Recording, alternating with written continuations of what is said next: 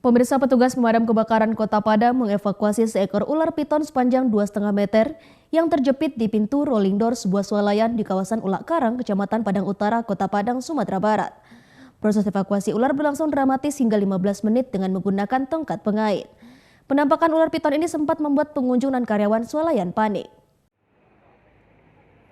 Sebanyak 5 orang personil pemadam kebakaran Kota Padang diturunkan ke lokasi penemuan seekor ular piton jenis sanca batik sepanjang 2,5 meter yang dalam kondisi terjepit di sela-sela pintu rolling door sebuah swalayan di kawasan Ulak Karang, Kecamatan Padang Utara, Kota Padang.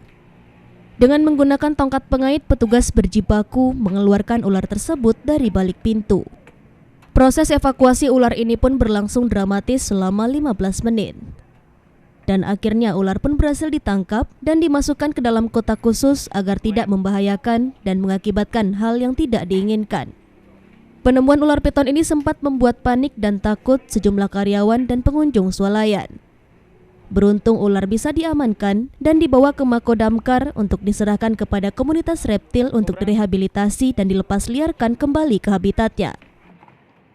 Kembali hari ini kami dari Dinas Damkar Kota Padang menindaklanjuti laporan masyarakat yang melihat satu ekor ular yang posisinya terjepit di antara pintu rolling door.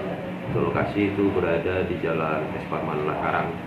Laporan langsung kami tindak lanjuti dengan mengirim 5 orang personil ke lokasi, dan sesampai di lokasi kami langsung mengevakuasi ular tersebut. Lama evakuasi lebih kurang ada 15 menit dan evakuasi berjalan lancar. Adapun jenis ularnya adalah ular piton dengan panjang 2,5 meter.